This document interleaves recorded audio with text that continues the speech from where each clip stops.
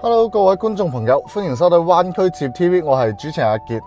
可能各位觀眾比較好奇啦，阿傑做咩今日呢身造型咁 hea 啊？咁其實而家咧個時間已經唔早啦，接近凌晨2點半呢個鐘數。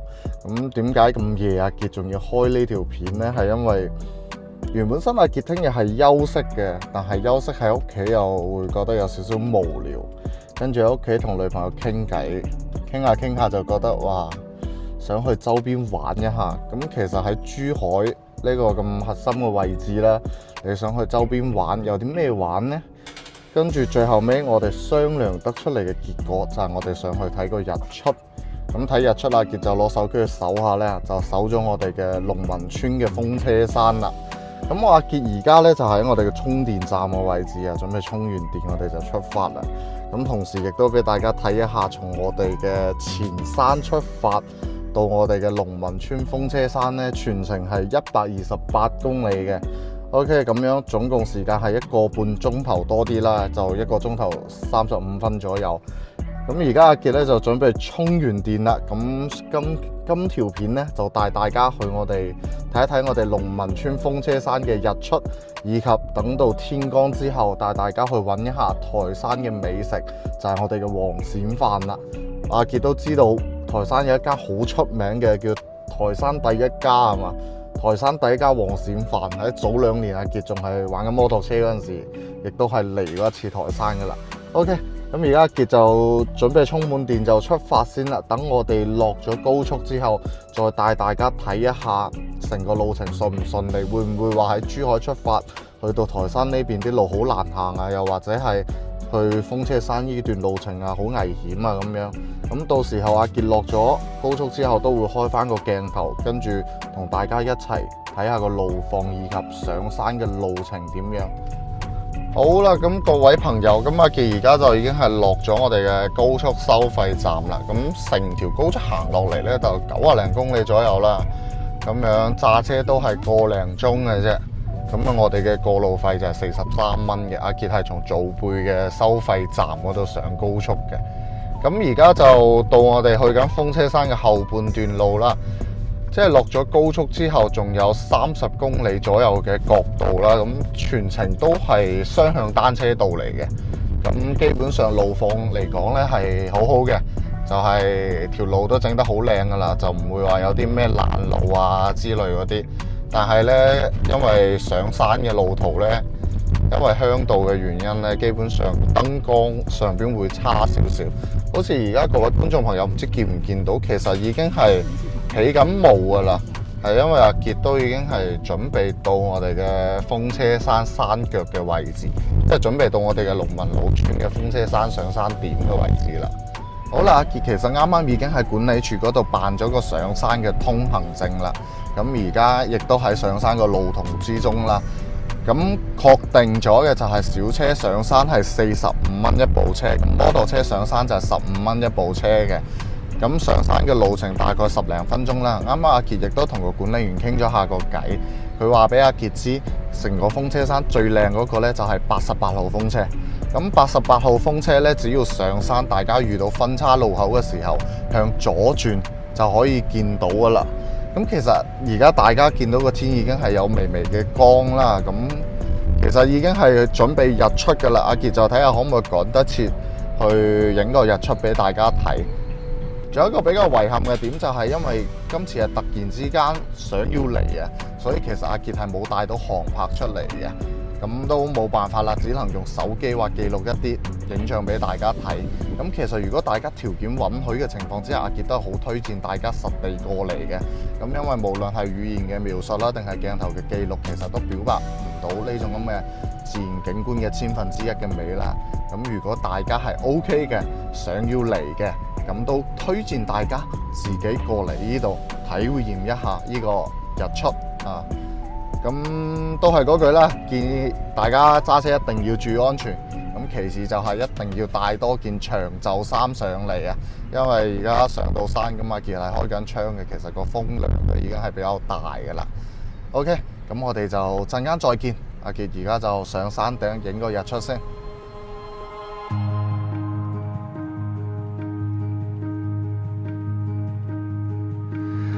tired and worn,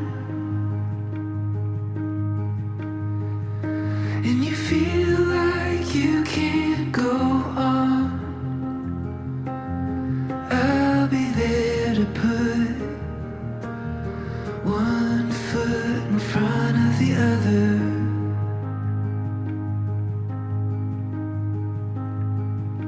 When you've lost your way, oh, the first time your heart breaks. 風景太多啦，各位朋友已經影唔過嚟啦。呢邊係我哋嘅日照，已經係日出。咁阿傑部機亦都係喺嗰度影緊現時嘅，陣間會俾大家睇一睇個成品。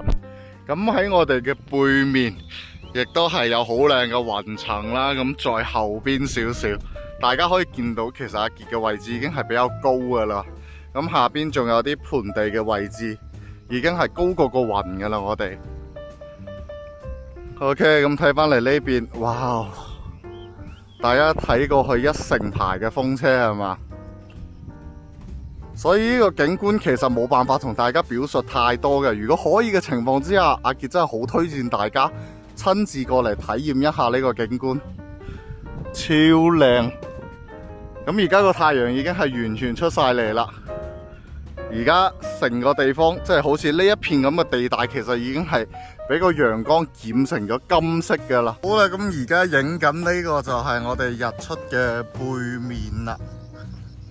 呢隻就係我屋企嘅狗，白色嗰隻叫金剛，咁呢隻黑色比較斯文嘅就叫咖啡。好啦，咁過到嚟俾大家睇一下我哋風車山嘅背面啊，即係我哋嘅核心位置。咁其實成座山包住個中間係有一個湖嘅，但係嗰個湖叫乜嘢阿傑就唔知啦。咁就可以俾大家睇睇個靚景啦。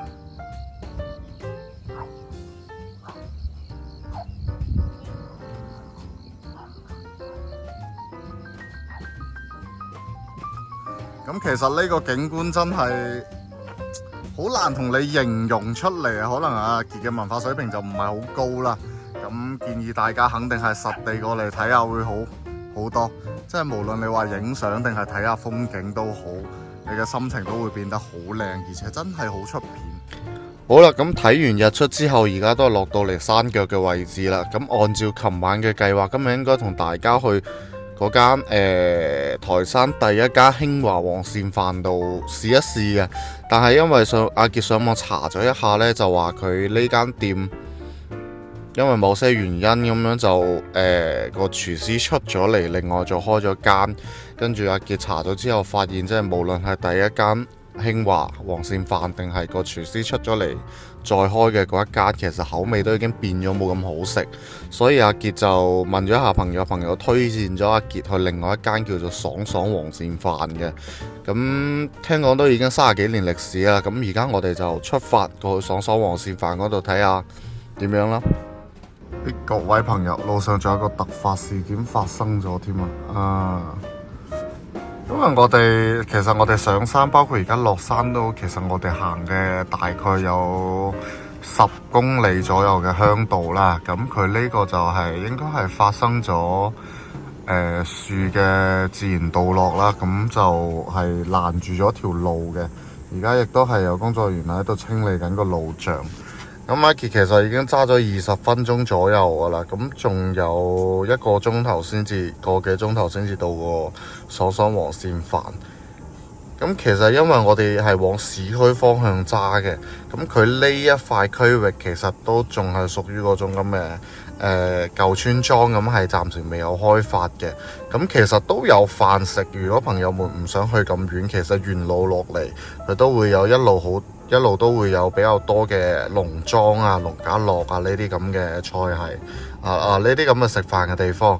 咁如果各位朋友係真係想去試下黃鱔飯嘅，基本上無論係去我哋嘅興華第一家定係去我哋嘅爽爽黃鱔飯，其實都係基本上要出翻去市區嘅一個位置先至有嘅。咁當然呢度嘅農家樂都會有黃鱔飯，不過好唔好食呢啲其實就見仁見智啦。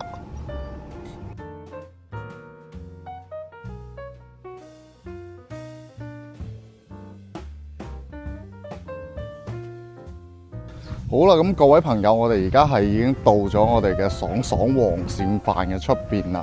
咁阿傑而家喺停車場嘅位置，咁其實佢呢度停車係好方便㗎啦，因為就喺佢飯店門口係已經有2個停車場喺度嘅。咁有一個1號嘅，咁仲有個2號嘅，咁其實都係可以停嘅。咁停車係免費嘅。咁跟住大家可以見到。咁其實呢度唔係商業區嚟，咁呢間爽爽黃鱔飯呢，完全就係一個其實喺居民區嘅食肆嚟㗎。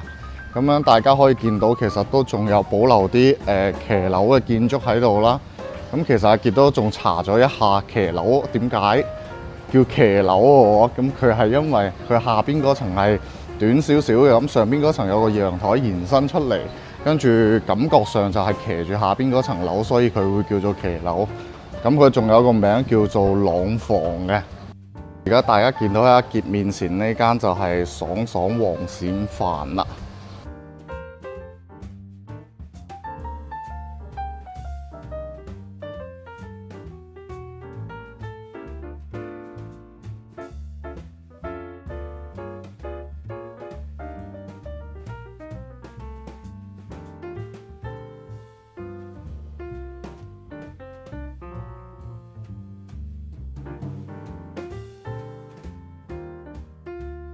好啦，咁阿傑其實已經係入到嚟入邊點咗菜嘅，一共就點咗4個嘅。佢呢度推薦嘅就係一個黃鱔飯，跟住阿傑其實俾大家睇一個餐牌。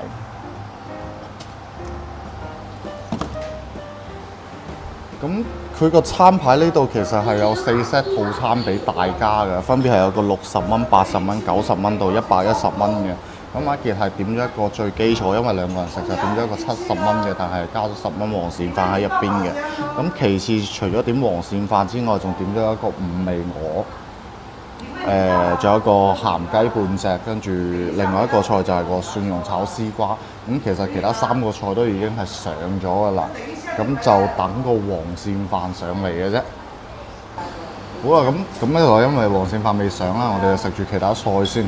咁首先要講嘅就係呢個5味鵝啦。咁我睇評論，其實大家都話佢5味鵝係有啲似碌鵝嘅，你可以睇下。其實阿傑都覺得有啲似。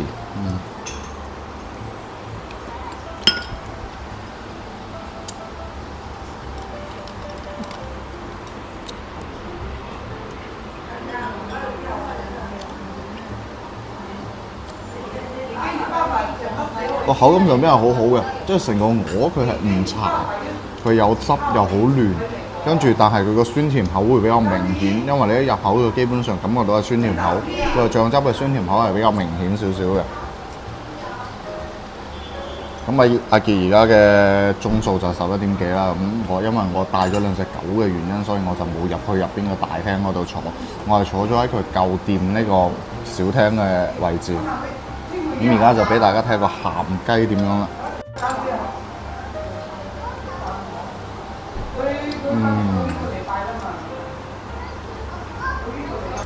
咁老實講嗰句咧，其實個鹹雞有少少麻麻地嘅感覺。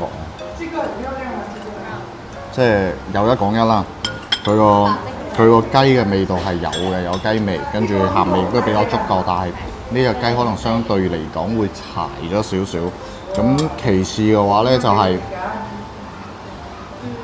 佢嘅骨啊，即係佢可能斬料嘅時候，個師傅落刀重咗，跟住佢其實係好多骨嘅沙碎咗入邊嘅，就碎得一節一節咁樣嘅。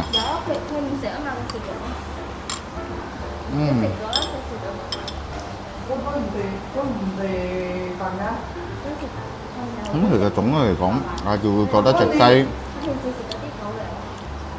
冇咁好食咯，都係個碌鵝會，唔係都係呢個五味鵝會好食啲，因為5味鵝呢個咁嘅酸甜口其實幾好送飯嘅，再加埋其實你鵝肉，你呢個鵝肉又唔柴，跟住大家可以其實俾大家再睇下佢，其實個油脂係好明顯嘅，佢酸甜口加埋有油脂有汁嘅情況之下就好好送飯，即係我覺得呢個5味鵝係值得推薦嘅。咁你至於話你同珠海嘅碌鵝對比，咁其實我覺得各有千秋咯，就係咁樣。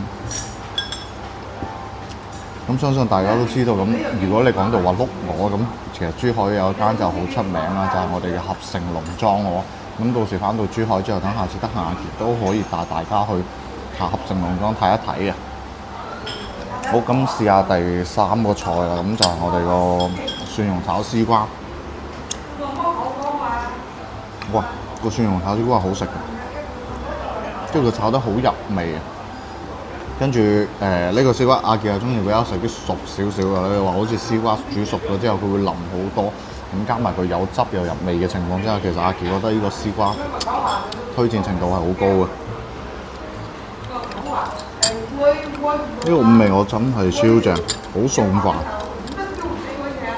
即係佢咁大嚿肉，你食落口真係就唔柴，仲有汁，有一種入口即化嘅感覺。即係我唔知佢形容詞啱唔啱啊，反正佢就係、其實個五味我係推薦嘅。咁而家我哋就等埋個黃鱔飯，睇下個黃鱔飯點樣。因為其實今日個重頭戲都係嗰個黃鱔飯，重點我哋都係睇下呢個台山黃鱔飯究竟對唔對得住佢嘅榮譽啊！咁多人喺度讚啊！呢個出邊咁多獎狀喺度啊 ！OK， 咁我哋就陣間睇下個黃鱔飯上嚟嘅時候。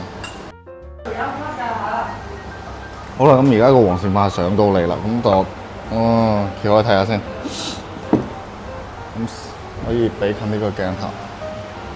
咁其實個黃鱔飯大家可以見到，哇！上面鋪咗，咁其實阿傑就加咗10蚊雞黃鱔嘅，具體加咗幾多我就唔清楚。咁大家其實可以見到佢係一層葱，跟住底下一層黃鱔。大家可以睇下啲黃鱔多到，即係阿傑呢個80蚊黃鱔飯啦，就係半斤米配1斤3嘅黃鱔，咁加咗10蚊雞，佢可能係斤半黃鱔啦。咁基本上都係一半飯一半黃鱔嘅狀態啦，已經。佢同我以前食嗰間興華有咩唔同咧？咁其實以前阿傑喺興華嗰度食過一次，佢嗰邊嘅黃鱔飯相對嚟講會睇起身會乾身少少，即係其實係冇咁多汁嘅。但係呢邊佢可能唔一樣，好似我哋嘅爽爽，其實呢邊嘅黃鱔飯你而家可以見到，其實係睇起身好濕，好多汁嘅。OK， 咁我哋試一試先，我哋裝碗飯。大家可以睇到撈完之後啲飯同埋黃鱔真係基本上就係一半黃鱔一半飯嘅狀態啦，就真係黃鱔撈飯咁樣啦，接近於。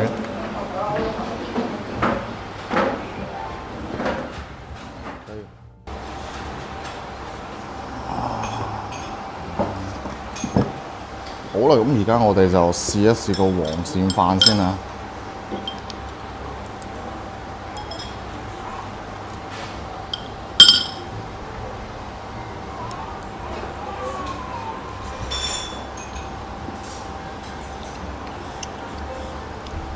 哇，好辣啊！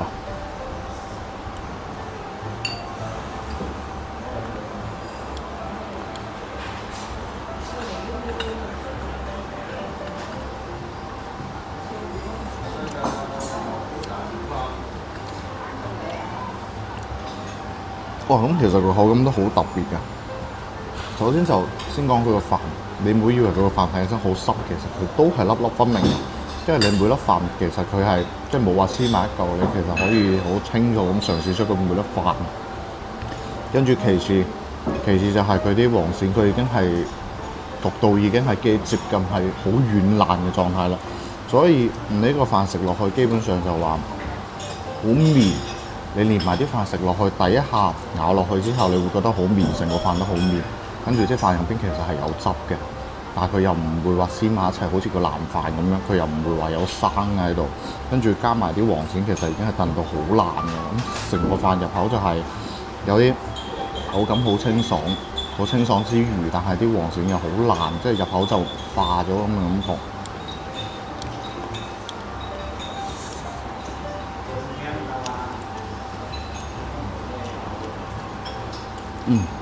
真係好食。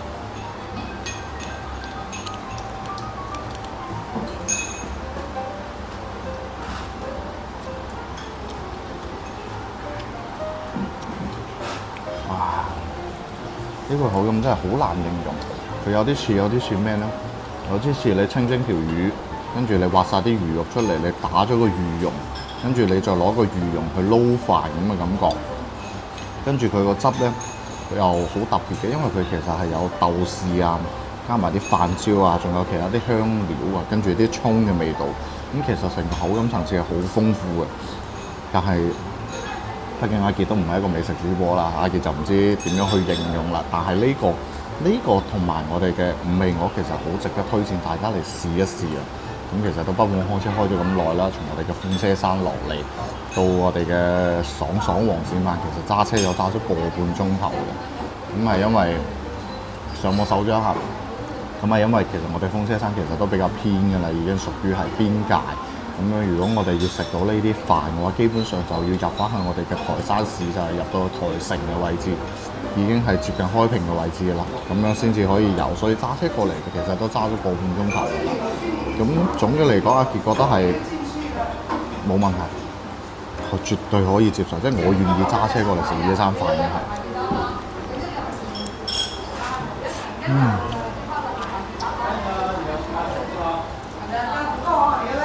再食翻個五味鵝，撈啲汁嘅。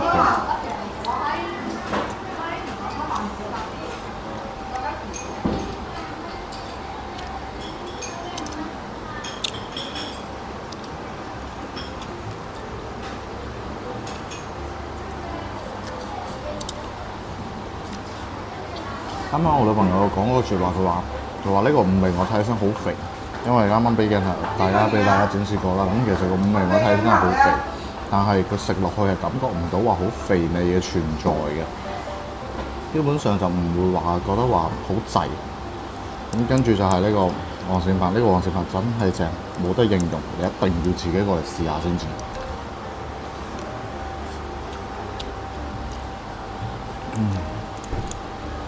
咁 OK 啦，咁其實介紹就差唔多啊。咁阿傑就食完個飯先，咁食完個飯埋單之後，再同大家做個總結啦。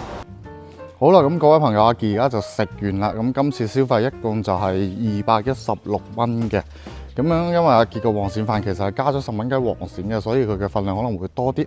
阿傑揀咗一個70蚊嘅，本來係半斤米，跟住1斤3黃鱔嘅，就加咗10蚊雞黃鱔啦。咁佢一共係有4個黃鱔飯嘅俾大家揀嘅，就係一個70蚊、一個80蚊、一個90蚊，以及仲有一個就係110蚊嘅。咁其實阿傑係十分之推薦大家嚟到台山試一下呢個黃鱔飯嘅，真係十分之推薦。仲有個五香鵝，五味鵝，仲有個五味鵝同埋黃鱔飯，其實都係十分之推薦嘅。咁因為個人口味嘅原因啦，阿傑就覺得個鹹雞其實係麻麻地嘅。咁其實如果大家想試，都係會推薦大家試一下咯。咁其實都係因為個人口味嘅原因，呢啲咁樣嘅啊。OK，咁。大家而家可以見到啦，咁其實喺食完出嚟之後，飯店嘅周圍啦，咁其實係冇乜嘢商業街嘅，周圍其實就係得個小賣部嘅啫，咁即係成條村咧，仲係一個比較原始嘅狀態啊。咁因為阿傑食飯嗰陣時係冇咩人喺度嘅，但係阿傑走嗰陣時咧，跟住就陸續好多人過緊嚟啦，已經係食飯啦。咁大家亦都可以見到呢個停車場啦，都已經係接近滿嘅一個狀態㗎啦。咁樣，所以就冇請到話老細出嚟拍攝出鏡啊，但係亦都係同老細傾咗幾句偈嘅。咁佢呢間黃鱔飯咧，其實寫住就係1985年開始營業，但係實際上咧就係1982年就已經開始做緊㗎啦。就一共係做咗43年嘅，但係因為佢正式開業其實算係40年啦，所以就上面寫就寫1985年嘅啫。就其實佢已經係一間43年嘅老字號嚟㗎，咁其實個味道我真係覺得超正，真係超正，好似啲魚蓉打碎咗撈飯咁樣，哇，個口感真係好奇妙。咁如果可以嘅情況之下，都係會推薦大家嚟嘅。咁但係因為阿傑其實今日係得就係休息咗一日嘅啫，所以時間上邊可能比較趕，咁就去咗個風車山，要用個半鐘頭啦。咁風車山嚟翻爽爽呢邊食飯，亦都係需要個半鐘頭嘅時間嘅。咁如果各位想嚟玩得輕鬆少少嘅，一日時間可能唔係好夠。咁其實台山本地仲有好多嘅風土文化係值得大家去了解一下嘅。咁但係時間問題，阿傑今日就唔帶大家去睇啦。咁今期節目就到呢度啦。咁如果各位有興趣想要阿傑再出多少少珠海周邊遊攻略嘅朋友，就歡迎喺下方評論區留言咯喎。咁如果想要知道呢間店嘅詳細地址，又或者想知道路線安排，就可以聯繫上方電話 WhatsApp 翻阿傑。咁講翻個重點啦，阿傑都係一個房地產經紀嚟嘅。咁如果你想定居喺珠海周圍去旅遊，咁其實你想買樓都可以揾翻阿傑嘅。OK，咁我哋今期就到呢度啦，我哋下期再見，拜拜。